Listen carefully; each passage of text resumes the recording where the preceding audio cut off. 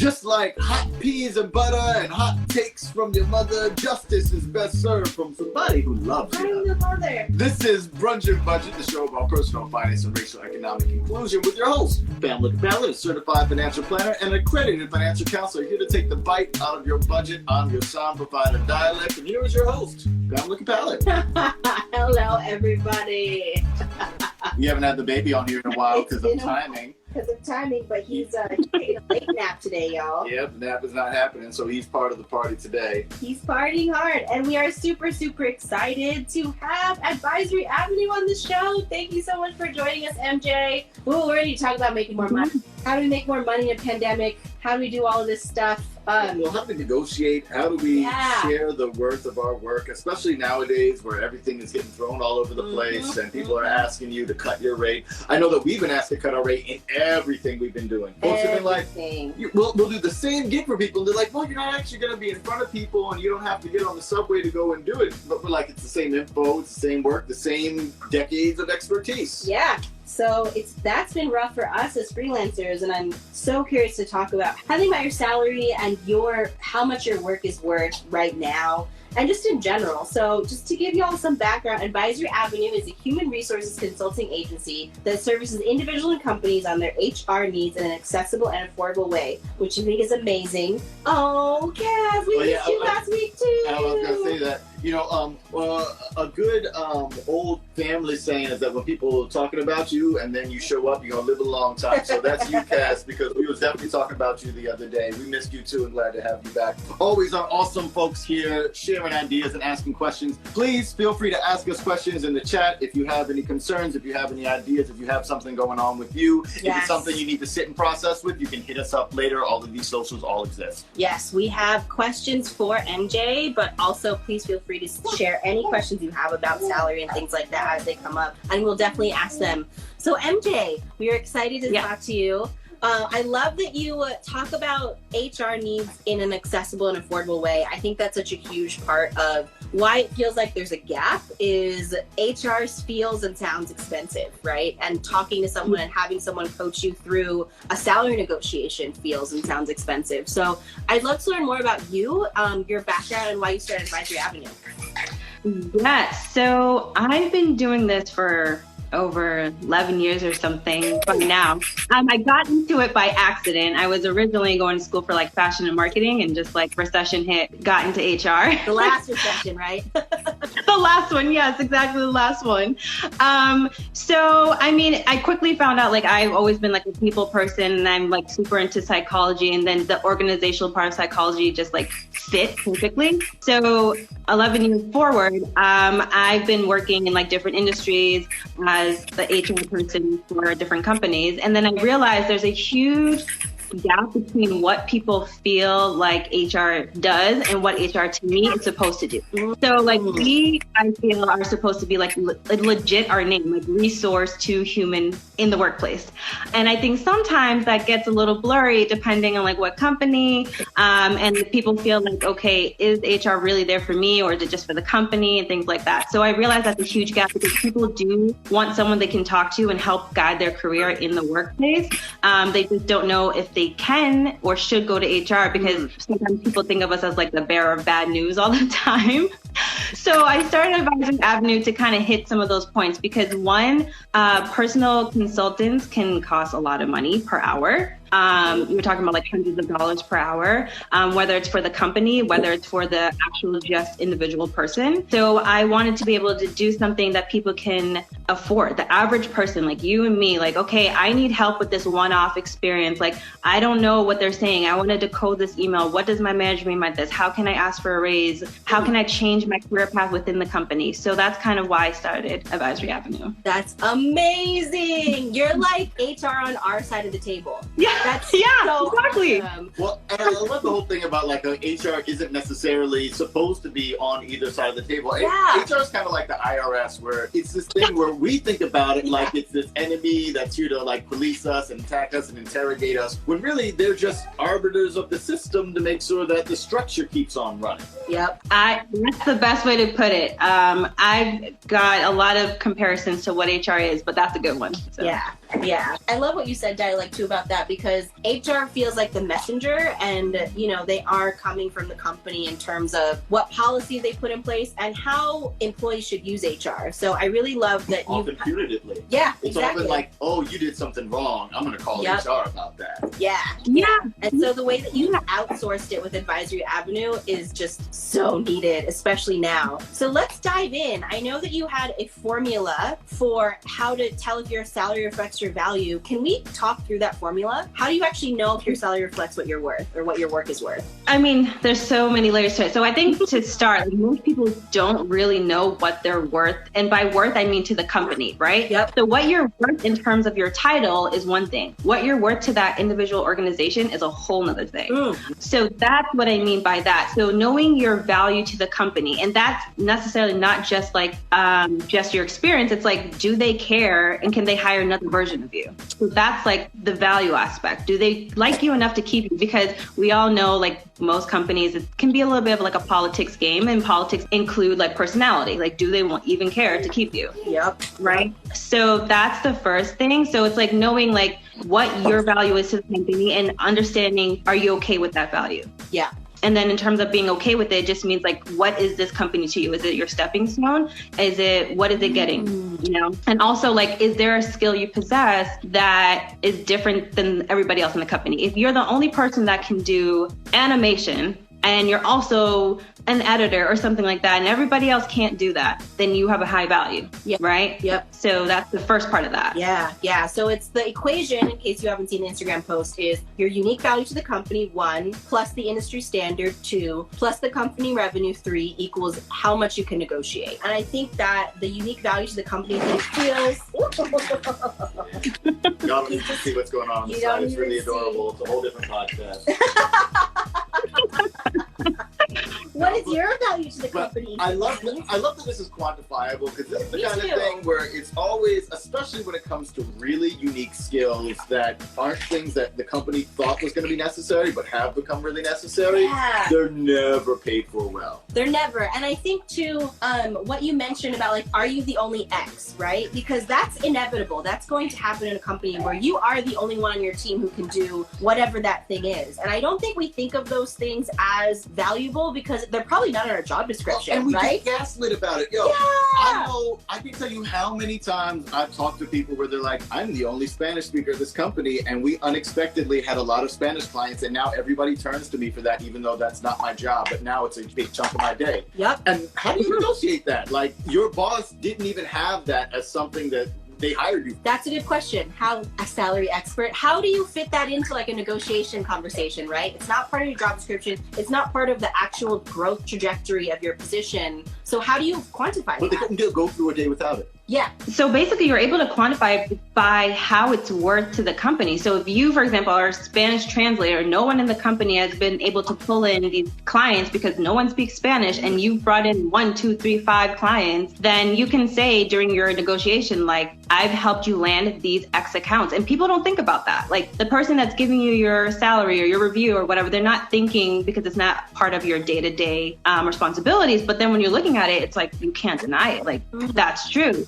So like people, I always recommend when you are thinking about asking for a salary raise, whether it's like a planned one because your review's coming up, or it's something that you've just been overdue, you need to include those X factors, because that's what makes people really think that they can't deny that you've done. Oh, I love it. So to actually like formalize and make it official, it's not just like, oh, I speak Spanish to some of your clients sometimes. It's like, no, literally made you this money. Exactly. And you don't even have to write it down for them per se, but write it down for yourself, because you'll be able to articulate that correctly to whoever's giving you this raise.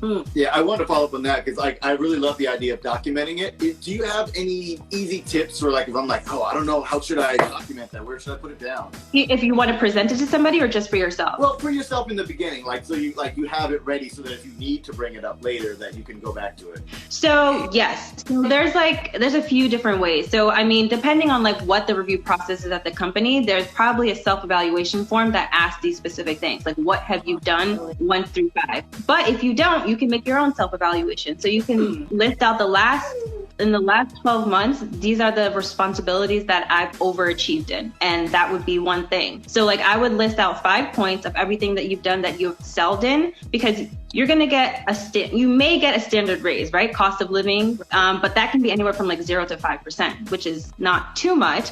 But if you're trying to really like hit a number that, you know, you feel like you deserve, that's not typical, you have to show what you've excelled in, even if it's not part of your job description. So list 5 things at the most, I think. If you have more, sure, but people really get like sidetracked after that, that you really excelled in, that people can't deny, that it's proven work. I love that too, like putting a cap, because I'm the type of person who's like, here are the 20 things that I've done this year. And it's like, okay, that's too much. That'll take like the whole hour plus, right? Well, I wanted us to think about like your money personalities with this. If you've been listening for a long time, we have the money personalities. You can go to brunchybudget.com/personality and take the test. But like for my money monks, as we were talking about this, I was feeling it in myself, and I was feeling other people being like, wait, I have to write down the things that I did good in. I'm not cool with that, because that feels like bragging. I have a question. I have a request for you. Before you do that, if it feels like it's going to make you nervous, I want you to put on your favorite rap song where the rapper brags about themselves, and you spit that verse with them. Then after that, you write that down, because if it's cool for them, it's cool for you. I love it. I agree, Di. Like sometimes I listen to like rap songs just to get inspired and like motivated. I'm like, I can do this. Like, I love it. Yes, put yourself in that headspace, because it is so hard. It feels like bragging, but it's really just like you showing evidence and like telling people like, no, this is what I did, and if I left, there would be a hole. Well, it's shaking off the gaslighting thing I was talking about earlier, because they do beat it in our head that we're supposed to be humble, and like they use this common language of like, yes, it is a good thing ostensibly to be humble, to make it so that you won't share your value. Yeah. And I think that's the big thing of it. And you have to find where it is for you. What is that line between sharing your value and, you know, being outsized with it? Yeah, I love it. So let's talk about the next part of the equation, the industry standard. How do you figure out what your industry standard is? What if Especially like in this gig economy world where it's like someone will undercut you. Yeah, where like they can get a freelancer to do it for less, maybe, you know? Oh, yeah, exactly. And especially companies that don't have a budget, they're definitely due for the less price for the consultant for sure.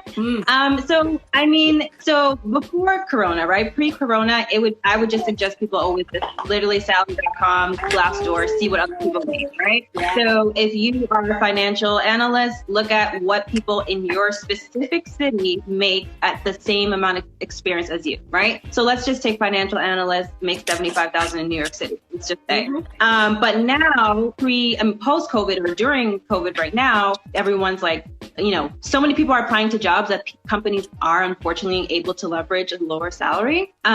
So what you'll have to do is to say, like, what am I getting out of this position, and what is the lowest number I can work with for myself, like living, and compared to what am I getting from this company? So basically, you know, is this job going to help me do X, like a skill set? Is it going to look good on my resume? Is it going to, you know, what is it benefiting you besides the salary during this time only? You know, we can have a conversation after everything gets to some kind of back to normal kind of thing. But like during this time, it is super competitive. So you're going to you have to like balance it out. Like, what am I getting out of this company besides the salary? That is awesome. I feel like that's kind of the biggest question that I know is weighing on a lot of our clients' minds is like, I got this pay cut, I didn't get laid off, so I guess that's good. But also like they cut my salary by 20%. Like, is it worth staying, right? Yeah, and I think that's something I've asked that question when I've hired people, even for like contracting positions, like what can I do for you outside of the salary? And I found that that's one of the harder questions for people. So I think just like you're saying about just writing stuff down for yourself, that's another one to just be like, what is the answer to that? Yeah, and you mentioned skill set. You mentioned, what was the other things? Oh yeah, what else? Basically, like, how can I help you better, like branding yourself to somebody else? Got you. Like, I worked at X company, which will look good on my resume no matter how much they're paying me, so that I can go find another job somewhere else. Yeah. Right. I love that. What about things like more time off or other benefits? Are those things to consider too? Flexibility if you have kids. Yes. So I would definitely say weigh out all your options. So like compensation, benefits, perks, all that kind of stuff. So like you got 20% pay cut, but is your company still providing childcare? Or do they have a really good health insurance? So that's really hard to find. Do they have a really good 401k? Like what? You have to figure out like your personal goals for yourself, which you guys would be helpful to. But essentially, like what are you trying to get from them? And also what can you leverage? If you're getting a 20% pay cut, can you do more projects? So then when you do want to leave, you can say, I've done X, Y, and Z at this company and move on. Oh, that's good. I'm like, oh my God, I hope y'all are taking notes. Well, I mean, I just love how quantifiable everything is. It's like just straight up make a goal chart, put your job bucket list, and then when your job bucket list is finished, you can kick that bucket and move on to something new. Yes. Oh, that's so good. I love it. What about the last part of the equation, company revenue? So I feel like that may have changed in general, but I also know I didn't have access to like my company's revenue when I worked at a job. How do you determine that as part of the equation? So most people don't, unless you're back of house like me or you're in finance, something like that, right? But how you can determine where your company is going is by what's happening in the company, right? So how many layoffs are they doing? What protection plans are they putting in place? Are they doing salary cuts? Are executive people leaving the company? Yeah. So if you, for example, see someone in senior leadership that's been there for a while starts to exit, whether or not they say they're leaving, you never know unless you're part of like HR or something. You don't know if it's a soft exit that was forced.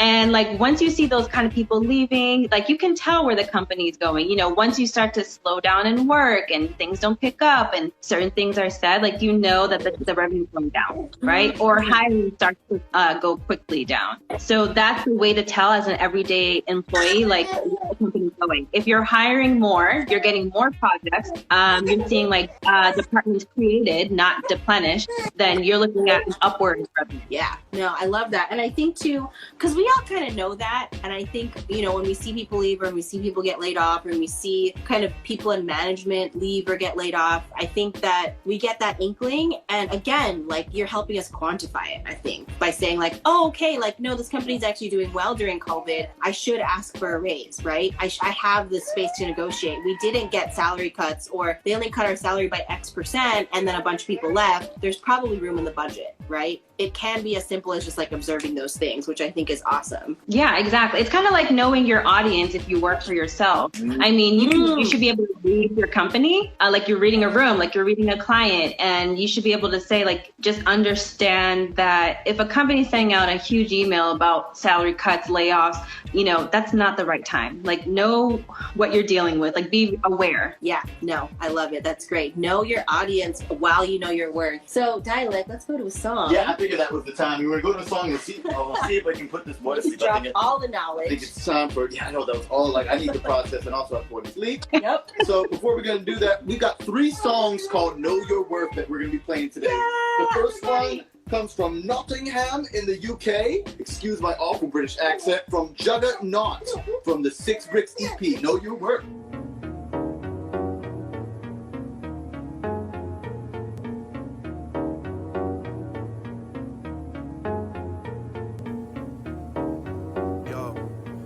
For the lucky few,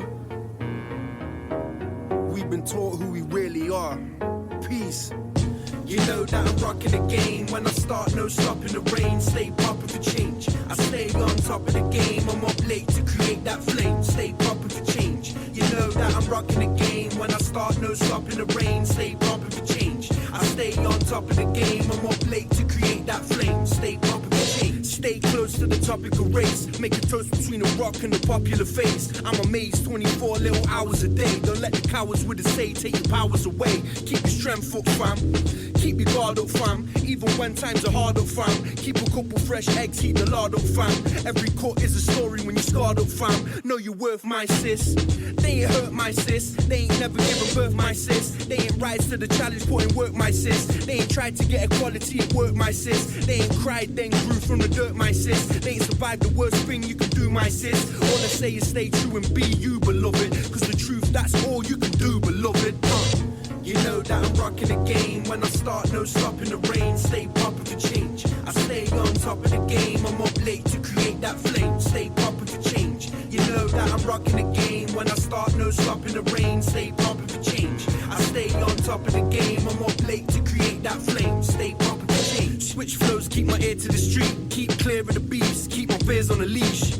I keep a real hard stare for the weak. Eat venison meat, fight bears on the peak. It ain't fair that I'm me. I ain't scared, I'm rare, I'm prepared to be G. You unaware and I'm fully awake. Study the breaks, the work rate, still with the greats. The pen is a sword and I sever the cowards. Sending them flowers, a rebel with incredible powers. Take a stance in a second. We all go back to the essence with unanswered questions. I'm unraveling a sentence. My ancestors, I'm time traveling with the restless. I keep it simple and precious. My nexus is connect words till I'm breathless. You know that I'm rocking the game. When I start, no stopping the rain. Stay popping for change. I stay on top of the game. I'm up late to create that flame. Stay popping for change. You know that I'm rocking the game. When I start, no stopping the rain. Stay popping for change. I stay on top of the game. I'm up late to create that flame. Stay popping for change. You know true education is free. All day, all night, you know knowledge is key. You can live like a wasp or follow the bee. You can make that honey and honor your queen. You know true education is free. All day, all night, you know knowledge is key. You can live like a wasp or follow the bee. You can make that honey and honor your queen. You know that I'm rocking the game. When I start, no stopping the rain. Stay popping for change. I stay on top of the game. I'm up late to create that flame. Stay popping for change. You know that I'm rocking the game. When I start, no stopping the rain. Stay popping for change. I stay on top of the game. I'm up late to create that flame. Stay popping for change. You know that I'm rocking the game. When I start, no stopping the rain. Stay popping for change. I stay on top of the game. I'm up late to create that flame. Stay popping for change. You know that I'm rocking the game. When I start, no stopping the rain. Stay popping for change. I stay on top of the game. I'm up late to create that flame. Stay popping for change.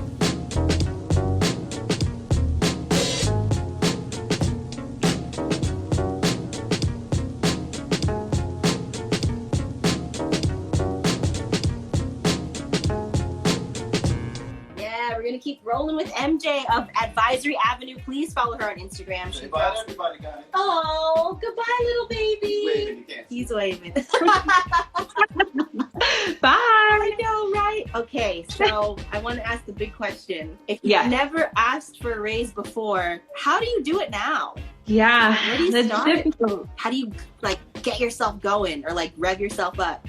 Oh, I mean, we can use dialect's approach about the music, but I think so. The first way to like I said, awareness is very key in this. So if your company you feel is in a position where you can ask for that raise and they haven't announced like there's a salary freeze, because if you're dealing with a company that has completely announced to the staff there's a salary freeze, there's no point, right? You can have a conversation about, in quarter 4 or next year, like I would like to revisit my salary, and we can talk about how that works. But if your company is doing better in the pandemic right now, and you've never asked, let's say you've been in the company 2-3 years, you've never asked for a raise, what you need to do is first collect feedback from your manager. Because if you just come out of nowhere 3 years later, never ask for a raise, and you say, I want a raise, what leg do you really have to stand on besides you saying I've never received one? Because you need to know where you stand with your manager, with the company. Do they even think you've been doing good, or do you think you've been just coasting and just like, oh, you're just another employee that we just keep on, You have to understand, like, that's the first part of my equation. You have to know where your value is, and you will never know until you get feedback.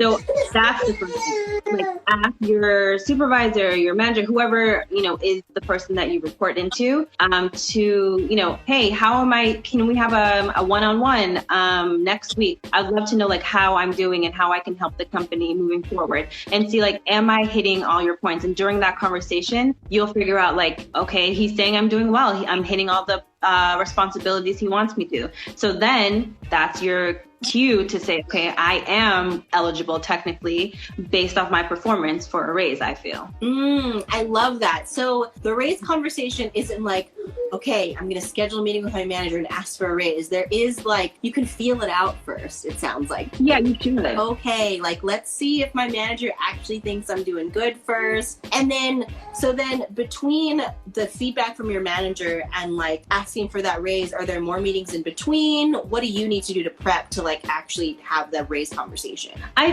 think depending on like your relationship with your manager, I think it could be in the same meeting, right? So if the meeting is going well, then shoot your shot, definitely, but have everything prepared, right? So, and you can say, Pam, like you've been doing really well, you've been hitting all these things, meeting your quota, whatever it is. And then speaking as you, I would say, okay, well, you're saying I'm doing great.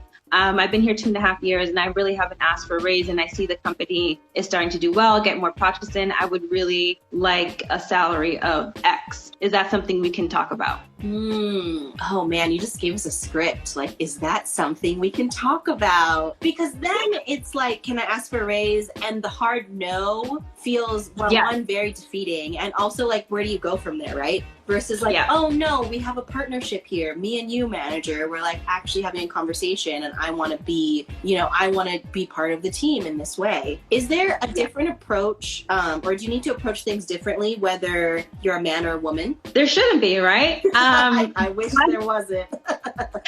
But yes, I think, to be honest, there is. I think depending on your personality, especially, I think women, it depends what industry too, right? But for the most part, we all know the stigma that women are associated with getting less raises than men. So there's a way to be forceful, but not come off as aggressive as well. And that's like the preparation I was talking about before. So come with your points. Like no one can dispute a fact. So, it's, you don't have to consider it bragging if it's factual. Like you don't have to fluff it up or anything. If you've done X, Y, and Z, then bring that to the table and say, I've done all of these things, and I feel like I'm at the place where I would like X amount of money. So, and as a woman, you need to really come with those points, like be accurate. Whereas as a man, I've seen that you can just walk into a room sometimes and say, well, I've done this. And like, it could be like 1 point sometimes, unfortunately. And like, and you can get it, but I would say for women, just be prepared, be confident in what you're saying, and just, negotiation is key. Like you might not get exactly what you want, but if you don't negotiate your butt off, then you might not get any. Yeah. I think there's more negotiation for women. Yeah, no. And I want to reiterate the point that you made about, I feel like all the women who are watching like feel this so hard right now. If you're a woman, you have to be accurate. Like you have to have your points, you have to have your numbers, you have to have those 5 points that you were talking about. And if you're a man and you have that relationship with your manager, you may just be able to walk in and be like, I did this thing, give me more money. Or I'm going to do this thing for you, give me more money. I put the baby down, give me more money. You deserve a raise. Right? A husband raise. That's the thing, right? Raise, right? Yep. Oh man, yeah, no. Yeah, exactly. And to bring back to your point about can you leverage benefits into that, that is something that I highly recommend to women and to people, male, men and women, that if you ask for, you're making 75 and you're asking for 95, and they're saying we cannot go to 95, we can give you 82,500. And you're like, okay, well, if I get 82,500, I would like 3 extra vacation days. I would like, negotiate it that way. Just, you can throw in things like be prepared for the no and have a backup plan for what you're going to ask after that. That is such good advice. I want to read Kaz's comments. My mother makes a list of everything she did for the whole year. It's usually 3 to 4 pages by the end of the year. Yes, Kaz's mom. Any project she works on with you, whether or not she's planning to ask for a raise, right? And when you do that, you can just ask for one every year. Oh, yeah, and having it all in one document. I love, and the thing about it, I was saying like, the rap stuff and all this, but like, think about industries where people do know salaries and money stuff and they make it part of the game. I mean, sport. Think about sports, right? You will have, your big star players who are making a ton of money, and then there will be people who write articles about how much money they made for them. Right. And then there's your bench player who's like the last person who comes in towards the end, and there are people who have projections and entirely quantified things about why they deserve to make the money they make. And if that's not weird, then it's not weird for you either. Yeah, I love that. And I love Kaz, your mom, documenting stuff as you go, because especially when you're getting ready to ask for a raise, there's a lot of emotion behind it, right? You're like, like, oh my God, I'm trying to psych myself up. And it's easy to forget all the things you've actually done. So it's not like, I'm sure Kaz, your mom doesn't like show the 3 to 4 page document to her manager every year, but then you can pick out those 5 things that MJ was talking about and say like, these are the big ones. I wouldn't be mad if you I'd like That's what I would do. I'd be like, look, PowerPoint right here. Press conference, bring all, Press conference. you know, maybe makes it into a wrap, like a year-end wrap. Are you Kaz's mom's agent? No, I know, but I'm just saying, just lots of box. Oh, she does this for her bonus as well. All right, I love it. Yeah, that's fantastic. So good. That makes sense. So good. Because again, they're not going to do it for you. Since we're not pro athletes, we don't have someone else who's going to just like spend their time doing that. Yeah, exactly. Oh man, these are such good tips. Okay, so one of the questions that we posed in Instagram, and we've gotten this question from a lot of clients actually. Okay, so basically you're asking if I got turned down for every single possible type of opportunity for a raise, including benefits, what do I do, right? Yeah. Okay, so basically that's when the kind of, how is this company benefiting you, right? And that's where you go to see like, okay, I'm not getting my raise right now. First of all, let's schedule a follow-up conversation. Ask them directly, when is this conversation going to happen again? Like that's super important. Whether it's like 2 months from now or first quarter of next year, like you need to have a date so you can circle back. Like always have a follow-up date of when and why they're saying no. After that, you need to figure out exactly why, I would say like, why are you working there? Besides the money, what is driving you to work there? And if that's nothing, then maybe you should just find somewhere else that will give you that money, right? But if there's other things, including like building your skill set, building your resume, whatever, things like that, then try to leverage that as much as you can. Do more things, like make yourself more part of projects. Like let your skill set shine until the follow-up conversation, because people will remember the way you behave when you're told no for the first time. Ooh. Whoa! Someone that. That's very real. People will remember the way you behave when you're told no for the first time. Wow. Wow. Now that's a freaking gem, because that is so real, right? Because I need a nap. Yeah. I know. Well, because that's the thing is like, no's always suck, right? You're building yourself up. You spent all this time, you gathered all this evidence, you put together that presentation, whatever it was. You like had this conversation with your boss, and your boss very sadly probably had to tell you no. Like, what is the follow-up, right? How do you get back in the game, right? Are you a team player still, or are you just like done, right? Yeah. Oh my God. Wow, you just blew my mind. Okay. No, it is all about like how you take things, right? Because even if you eventually leave the company, although all the people there still know you and remember you, and your reputation is still going to be there. Yes. Yeah. Exactly. Yeah. Exactly. And people remember it just within the company. If you're still there, they'll remember it when it does come time to give you a review or a raise, and they'll say. And a lot of more companies are doing 360 reviews. That means you're getting evaluated by not just your manager, the peers you're around. So if you're in a bad mood and you're treating your peers bad because of that, and everyone's noticing that you're slacking on your work because you didn't get that 10% raise, then people are going to write about it. Yeah. They're going to remember. Wow. Yeah. Super Yeah, and I want to shout out to Kaz, because I was also thinking about this too. There are times when, when you hear no, it's time to look for a new job. Well, when is that time? That's what I was like, how do you determine that line? Yeah. When you're saying like the boss maybe like, oh, sadly can't do it. But just because they are a good performer doesn't mean that they're actually sad to do it. Or it's like, Yeah. So how do you know when it's time to actually start looking for something and else? I know a lot of that is it depends and it's personal. But like, I guess what are some small things that we can hold on to? Yeah, I think it is personal, but I think it's also like with the market, right? So for example, if I wanted to find a new job, this would be the perfect time. Human resources is in high demand. So if I'm not getting some type of fulfillment versus whatever it is, salary, what I'm doing, then this is the perfect time for me to go. And that's based on my personal feeling, and that's based on what the market is offering. But let's say you are working like PR, that's hard right now, and you don't get the raise, and they're saying they're not sure when you're going to get it, and you don't want to be there just because of the raise, just because of the lack of the raise, where can you go? What can you do? You have to like evaluate both your personal needs and the market needs. And like, if they don't come together, you kind of stuck for a little while unless you create your own space. So it's like you either have to find your own stream of income, a second one, which I think you guys always say you should have more stream of income. So like start your own thing somehow, or you, unfortunately, like you're just gonna have to play it by ear for a while. Yeah. Want to shout out some really great stuff from Kaz. Had a couple of notes too.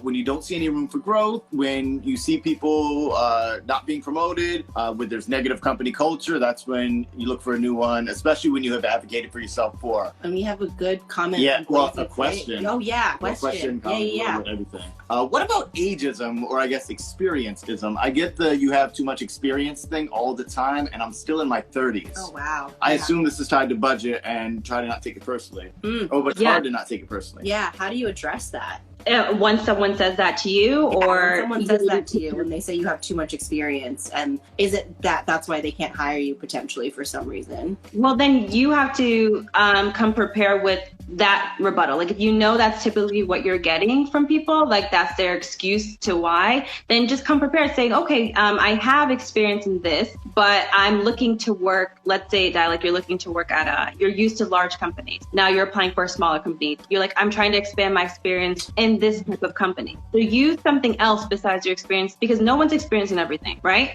So if you're used to one type of industry or used to one size of company, say, yeah, I do have experience, but this experience was more so in this. I would like to broaden that experience by working in this type of company. And that's true, right? Yeah. No one has all of it.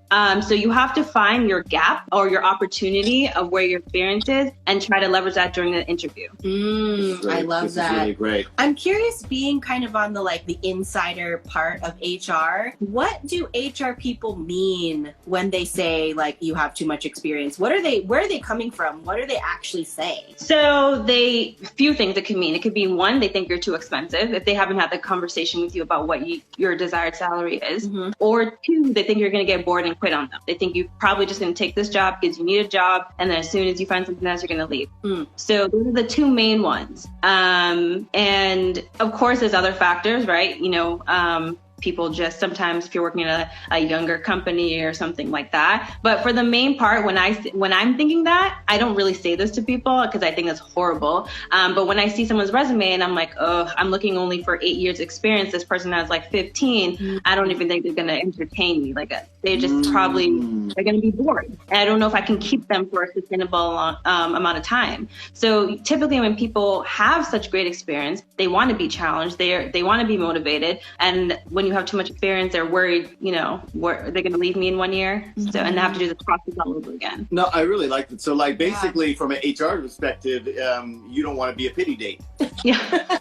Right? Until they find something better, right? No, that makes a lot of sense in that perspective. So like if you are like, no, I really do need to be this, then you need to express that. I wanted to share, talking about the HR thing, my invisible knapsack said, or only if you see certain people promoted. So like on the HR tip, right? When is it time to go to HR and be like, I feel like I'm not being treated well? Yeah. And then how do you even approach that? Because again, they're often working for the company too. Right. So. And it's very like in the microaggression-y territory of you can explain that away, right? Yeah. So how is that something to address? Yeah. So there's a couple of things to that kind of question. So the first thing I ask people when they do come to me to make a complaint or to vent or something about like a lack of raise or lack of respect in the company or whatever it is, I ask them, have you addressed this problem with your manager first? Like, usually I'm the last resort. But some people do feel comfortable speaking to HR. So I always have to ask first because I want to know how deep you've got into advocating for yourself. So then they'll explain the situation to me, what happened. I try to get this raise, and my coworker that's the same position as me got 20,000, I got 5, things like that. That's an obvious problem, right? But I do say to people, because obviously I do work for the company and I do work for the employees, I ask them like, what are you looking to get out of this? Because if I do fight for you, I I have to use your name. And that comes a little bit, unfortunately, with the stigma, because people will then know that Pam came to me to seek help for this problem. And they'll know, like, okay, Pam will always go to HR if something happens, which could be good in a way because they know you're not playing around. But also you're attached with that, saying like, okay, like we got to be careful around her. It sucks, but it's like a double-edged sword. And then if someone just is looking for me to, I guess, just to vent or something like that, I can keep it confidential. But if you're looking for me to help or HR to help, they're going to have to say your name eventually. I mean, I think that's good because there's a lot of different situations and scenarios where like maybe you shouldn't, maybe you should. But like I think just knowing that they're going to have to put your name in the game if they're going to do anything official. So if you're not ready for it to get to that level, then maybe don't do it yet. Yeah. Talk to a manager, try to handle privately, or do whatever kind of other thing. I know this expands to different scenarios. Let's. I want to run the next song and then get to Chi-Chi's question before time's going. And we're going to Montreal, Quebec. This artist has a really interesting style. All these artists are talking about knowing your worth, and some of them are talking about specifically job stuff. Some of them are talking more nebulously in the world. Callie Oaks here from Montreal, Quebec, talking about knowing your worth. And this is like a financial, but also like in terms of capitalistic society, it's really layered stuff. Ooh. So check that out. By the way, if you make indie music about personal finance and money stuff, and we will play it on your podcast. Send it to us. Just don't be too famous. If you're famous, you don't need it.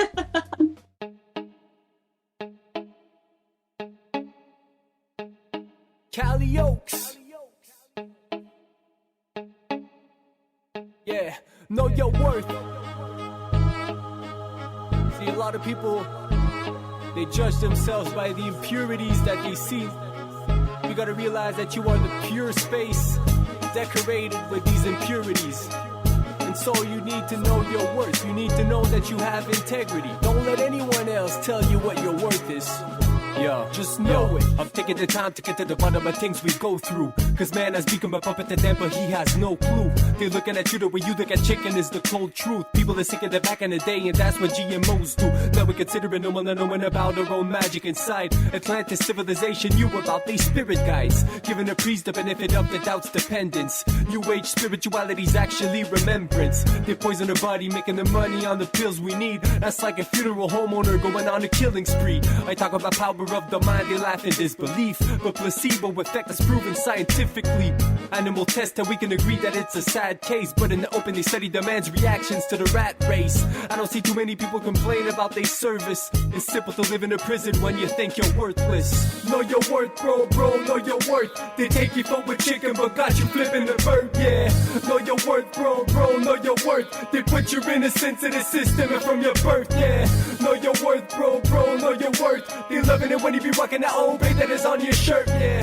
Know your worth, bro, know your worth. You running until you hit the curb, yeah. Ever since I was a kid I wanted to create whatever the occupation. The poets and painters had the respect that we haven't got in ages. Take away art is the way they go if you wanna rob a nation. It's all about cash, living as marketable as population. So when did the tables turn? When did we say we ain't concerned? Explain from birth that we gotta get up and pay for earth. It's our planet that we sweat every day to earn. Signing the paperwork which is accepted that they claim the turf. In this ocean agreed that I'll know how you ain't seasick. Why do I need to hurry when I don't really need shit? As a minimalist it shouldn't be so damn complicated. When all the labor just falls away for accommodation. I'm not a political fighter, I just know what I'm worth. I know that science people are funded by those controlling the herd. So it's a cure, Tom could save us but he's going to church. Cause Tom could lose his job if he not keeping it low with the cure. Know your worth, bro, know your worth. They take you for a chicken but got you flipping the bird, yeah. Know your worth, bro, know your worth. They put your innocence in the system and from your birth, yeah. Know your worth, bro, know your worth. They loving it when you be rocking that old bay that is on your shirt, yeah.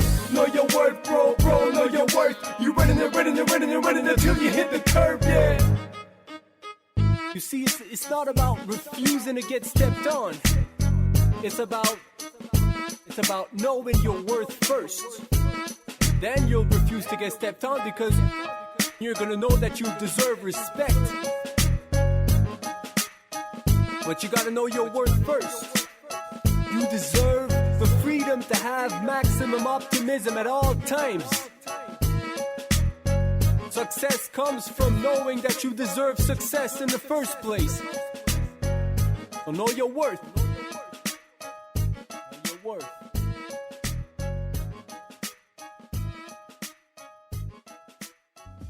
From Chi Chi, some folks passed through my job application because my ask was too high. So what do we do when we're seeing that happen? Like you're coming through and like you've done the calculations and you're like, this is how much my stuff should be worth and this is a reasonable ask, and you're seeing folks passing on it. So typically, if you put in, like, you mean like she's applied through Probably, and she can write in, or he can write in to specify, but like, you mean if you apply through like LinkedIn or something like that, and you put like, I'm looking for 100,000, and then people continue to scroll by because it's too much, assuming that's what she means. Well, let's talk about that. Let's talk about that. Let's talk about that, like that goes with the too much experience conversation. Yeah, I feel like that's all around I think it. someone mentioned earlier, like too much experience equals like we can't afford you, probably, right? Mm-hmm. So there's a few things you can do, right? You don't have to put how much you're looking for. I suggest leaving it blank.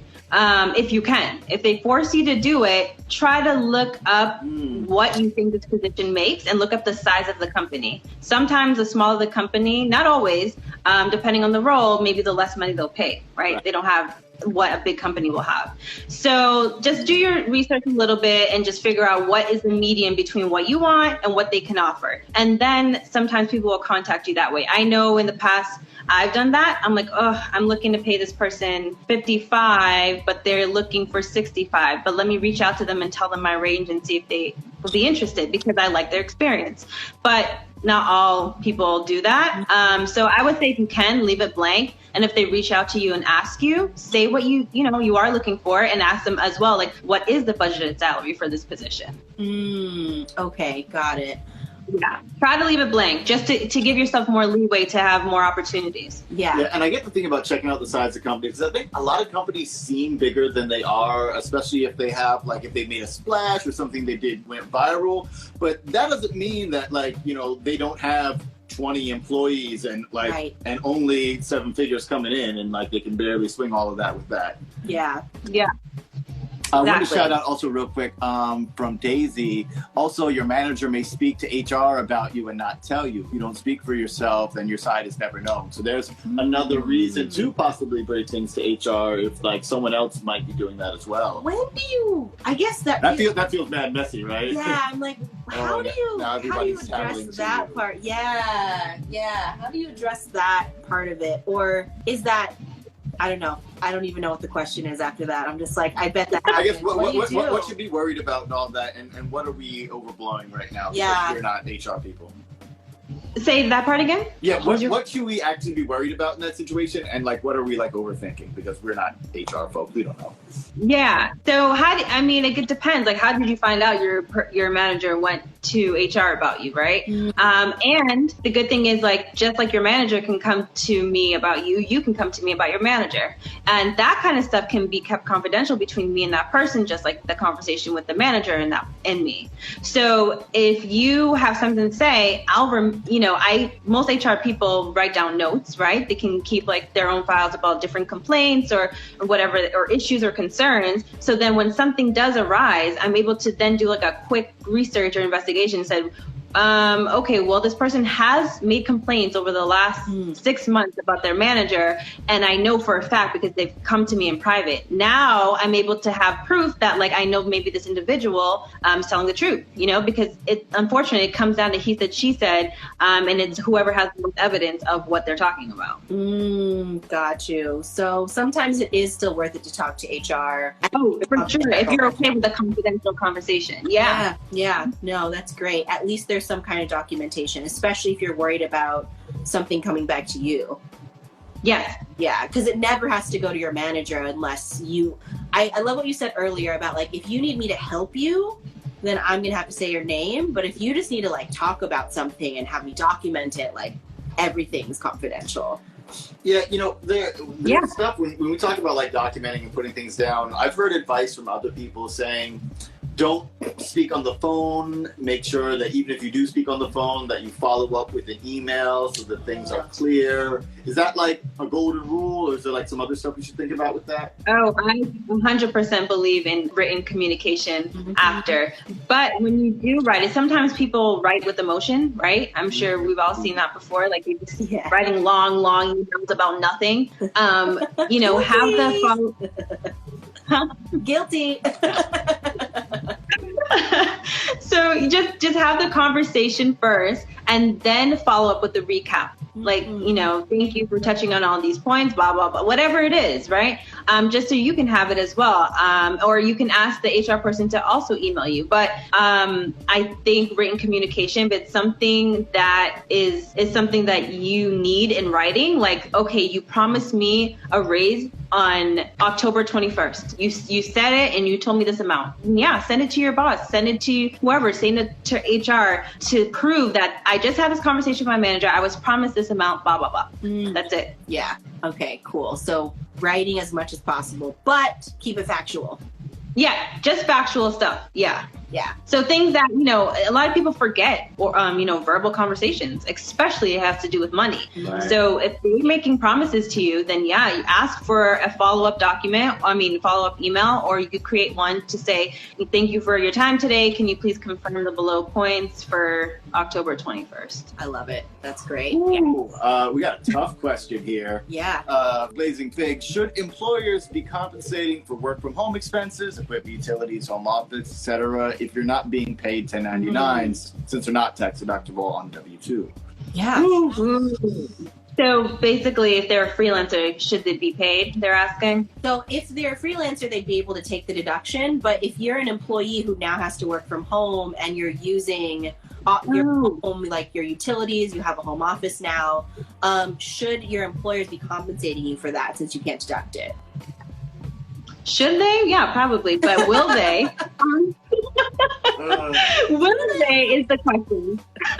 So basically, most companies will not pay for like your extra use of utilities, but they might pay for your work equipment. A lot of companies are doing that, and that's a fair thing to ask. You know, no one's set up, especially in New York City, to have a home office, especially if you have roommates or you have a small studio, something like that. And now if your company has officially decided that we're not going back for the rest of the year, then yes, some kind of reasonable accommodation is what it's called, is supposed to be made.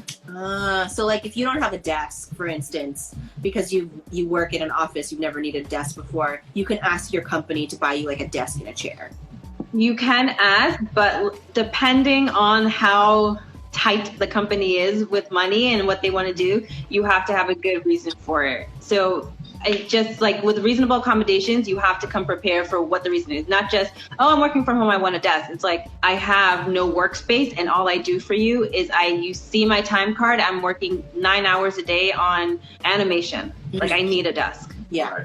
Like make sure the case matches up with your workload. Yeah. And I really like the term reasonable accommodation. Is that something where when I'm applying or when I first get a job that I could speak to HR and be like, hey, HR, do you have like parameters for reasonable accommodations for working from home? Yes, 100%. Reasonable accommodation is an HR term, and it means that anything, especially when it comes to physical and mental health, what you need to sufficiently do your job properly. So if the company is saying that we do have a work from home program and you have to work from home, then there has to be some type of reasonable accommodation. If they have a work from home program where like you can choose to, but you still have the office, you're less likely to get everything you need. Oh, gotcha. It just means reasonable for you and the company. But for example, if you have a back problem and you need a special kind of chair, they have to give it to you. If you just show a doctor's. Oh, okay. So reasonable accommodation plus like any like medical issues or things like that, the company has to. Medical, mental, physical. Got you. So Okay. yeah, so that makes sense. The reasonable accommodation is the thing that allows you to do your work, whether it is simple efficiency here having a thing, or whether it's something that is compensating for a physical or other sort of disability. Yeah. That makes sense. Yeah. Oh my God, I can't believe the hour's almost over. Well, hey, I'm still like, man, I want to ask everybody who's giving me a job, what are your reasonable accommodations? Yeah, for real. Throw that phrase at them. That's so Please, good. yeah. Reasonable accommodations. I love it. Hey, if you're on a job interview and you know that do you have any questions for me question, if you're really bad at that and you never know what to say, use that one. Use that. What are your reasonable accommodations? I love it. Yeah. I've had someone who was like applying, and this is like years ago. He's legally blind, and he told me during the interview, and he was like, I would just need like a reasonable accommodation, which would be a bigger monitor or something like that. So it happens, and it's okay if you're interviewing with HR HR to tell them beforehand or during the onboarding process. Yeah. Oh, that's awesome. Even just knowing that phrase makes me feel more empowered too. Yeah, I think a lot of people, Yeah. someone who is like sighted but legally blind might not even apply for that position because they're like, oh, I'm going to be asking so much of them. If someone has a resume close to mine, they're going to take them over me because I'm going to be asking for too much. Yeah. But it is a reasonable accommodation, and that is a defined term within the place you're going to work. That's so Placing figs. I'm pretty sure I've dealt with some unreasonable accommodations in the past. For real. Yeah, right? For real. Oh man. So I want to ask, because we're running out of time. We're in this weird COVID time right now. We don't know what the new normal is. I feel like this still isn't even the new normal. Like, how do employees have to change their approach during this time? Is any of it temporary? Keeping your feet on the ground Yeah. and your eyes on the target. Yeah. What's different now? In terms of like, Yeah, what's say it again? different now versus pre-COVID in terms of like your leverage as an employee? And I know this is a messy question. yeah, I was gonna say oh my gosh, I feel like that's a whole nother hour conversation.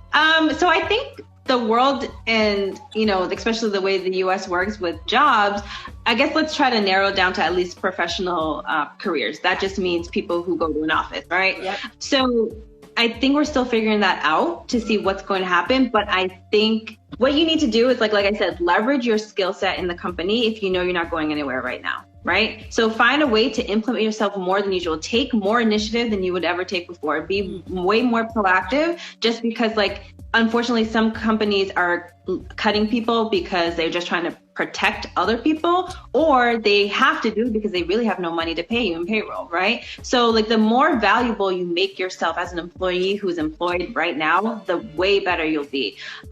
So don't just sit around sitting on your hands and letting things happen. I think just go out there and see what you can do that's outside of the norm of your job.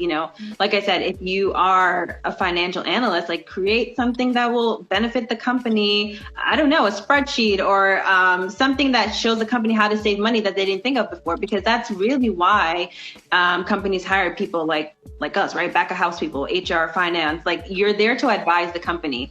I feel like everyone should take that approach for now. You see yourself as an advisor to the company, no matter what industry you're in, and make yourself valuable.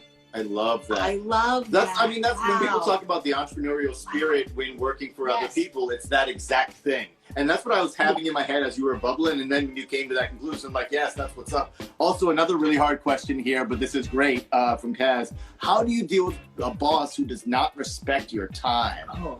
Whew. And when you come to HR about that. Yeah. Yeah, I think go to HR if you can already. See what their policies on work-life balance is, see what their business hours are, and kind of start to jot down for yourself how often they're not respecting your time. If you're in a serious, okay, let's say you're someone who has to completely renew the benefits for the whole company. That is a lot of work, and that takes a few weeks and it's over. But if this is something that's been happening consistently now for over everything, every single project, every single assignment, take note about that, so then you can come correct to whoever you want to tell to, HR or someone higher than your manager. So you can say, over the last few months, I've been working 65 hours, which is more than my usual of 40 hours I'm getting paid for, especially if you got a pay cut, right? Mm-hmm. And I'm happy to be, just throw it all together so you can say that I feel like I need to get a better work-life balance. How can we figure this out together? I love that phrasing too, because it's yes, fundamentally your manager's not respecting your time, but this goes back to the reasonable accommodations thing of hey, I need for my mental health to have a work-life balance. I can't be working 65 hours a week. That's not reasonable. And use their language, right? Yeah. That's the language. So hold them to it. Yeah, hold them to it. Exactly. Yeah, I think I just want to reiterate the thing that you said before too, because it's come up several times in just your responses to people, the need for women in particular, and probably POC, to be more accurate, right? To document everything, to think about having to build your case, even though you know what's happening. How can you build your case so that you can actually talk to your manager, and if you have to, actually talk to HR? Exactly. I want people to understand, especially POC and women, important. It's just like, I'm not saying to document your whole life or anything like that, but you want to take the emotion out of the complaint, because a complaint already is seen as emotional to people. So just make sure you're jotting down facts so you can state the facts, and there's no they can't say, oh, she's just mad, or she's just emotional, or he, or you know what I mean? Like, just try to do your best to write the facts down, so then you can present your case to HR or your manager to say, I've accepted this for this amount of time. These are the things that I'm doing, and I need to be compensated, or I need my work-life balance back, something. I love that. I love that. Take the emotion out of the complaint. Man, that's another thing. Somebody tweet that. Whew. That's so good. Well, because you make them emotional. Let them be emotional while you got the numbers and you're cool as a cucumber and you get your numbers. I love it. Yeah. Because they already think of POC and women as emotional, right? Yeah. So how do we make sure that we protect ourselves and share the facts and still get what we need to do this job? Exactly. I know we're going to get the timer on us before, so it just came up. There it is. So where can we find you? How can people hire you? Oh, yeah. So you can go to Advisory Av on Instagram or advisoryav.com, and you can literally hit me up however you need.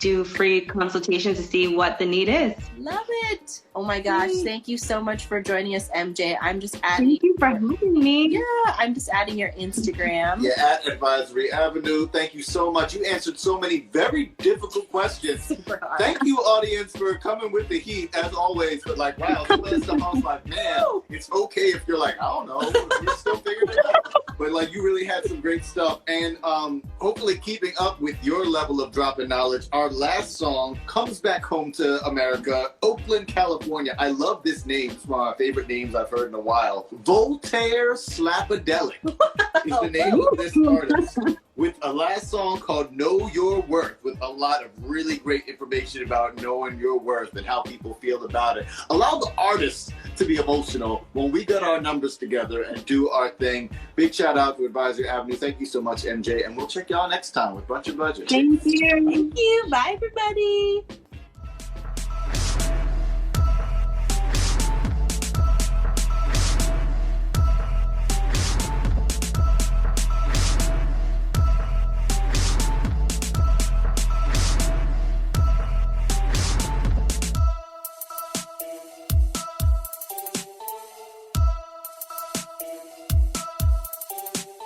Want you to be grateful for minimum wage. Want you to go work with a grin on your face. Small customers cuss you out, spit and complain. You only eat bullshit and barely sustain. Well, they laugh and show down all their 5-star fillets. Imagine if nobody showed up today, telling the bosses you no longer play. The place was shut down and they lose all their sway. Cause you got the power, you got the say. You're the economy more than the state. It's all in your hands, you could throw it away. All that you need is the will to be great, and it will be too late for these villainous snakes.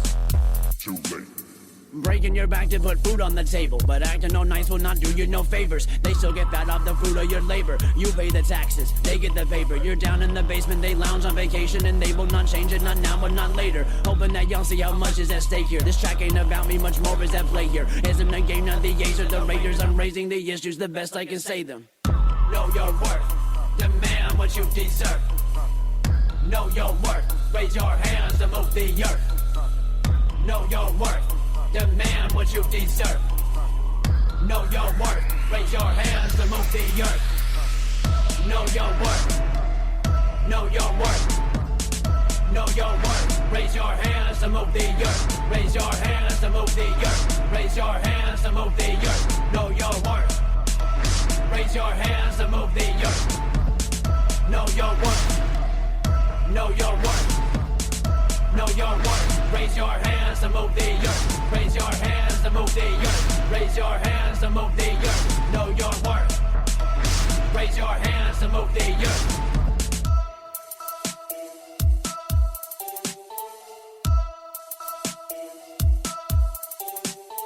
Catching me out of the picket line, telling these cops we won't get in line. Marching downtown with our fist up by stopping all traffic at peak hour business time. Because every day, violence pervades. Police see black lives and they take them away. To hear that they matter just makes them enraged. Imagine it happened to your kid one day. Cops shoots dead cause he had a bad day. Goes on the news just to slander his name. Goes on vacation and still getting paid. Retires one day and receives a parade. Maybe it's then that you'll get what's been said. Maybe your blood will turn boiling lead. Maybe you won't want to stand for the pledge. Maybe you're no longer justified dead. That's just my guess, I could be wrong. Your rights might not matter as much as a song. It's easy to shut up and follow along. What's harder to speak out and say you must stop. Measure our worth by the days but non-stop. Treating our worst like the cream of the crop. Empowering those who keep cheating us all. Until we rise up with the utmost resolve. Racism is evil.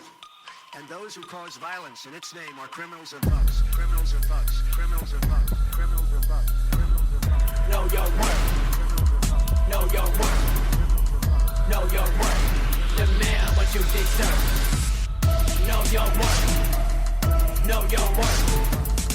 Know your worth. Raise your hands and move the earth. Raise your hands and move the earth. Raise your hands and move the earth. Know your worth. Raise your hands and move the earth. Know your worth. Know your worth.